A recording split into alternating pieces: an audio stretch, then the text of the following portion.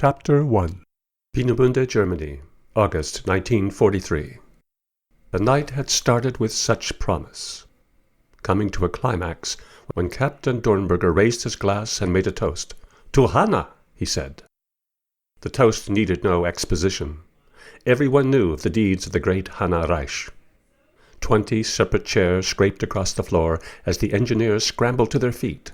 Some, Werner noticed, depending on the steady hands of colleagues. "To Fräulein Reich." With affection, Werner looked down the length of the grand table of the officers' club. There sat the crème de la crème of German rocketry. Captain Dornberger, Hermann Obert, Kurt de Boos, Walter Riedel, Dieter Husserl, Eberhard Ries, his own baby brother, Magnus, himself, of course. The list was endless. And, most important of all, the night's guest of honor, the world-famous test pilot, Hannah Reich.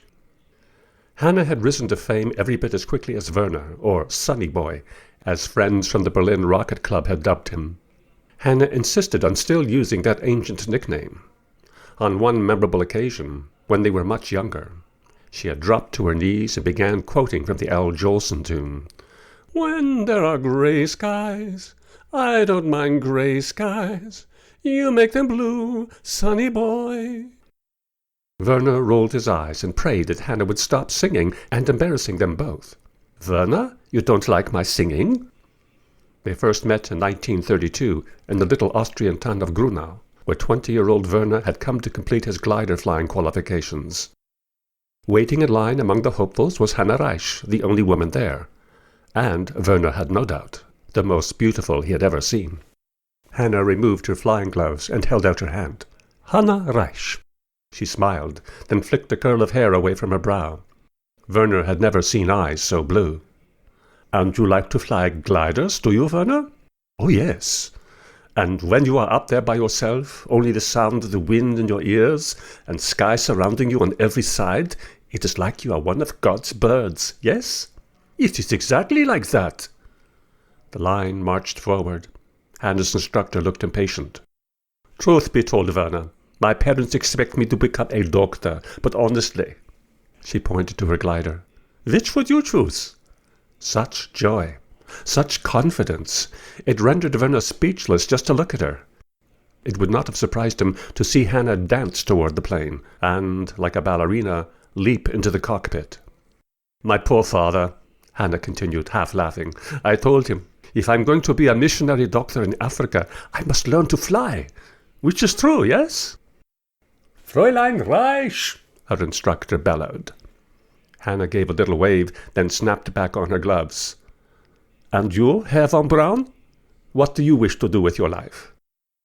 Hannah started away down the tarmac, the engine of the tow plane effectively ending their exchange. Werner had to yell, "I want to fly, of course, like you." He hesitated for only a moment. He might never again meet this woman.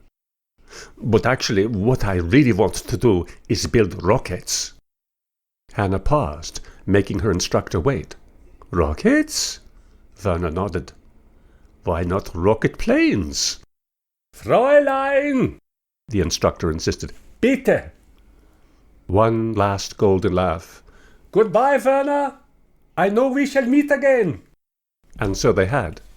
Several times, and now once again at the officers' club in Peenemünde.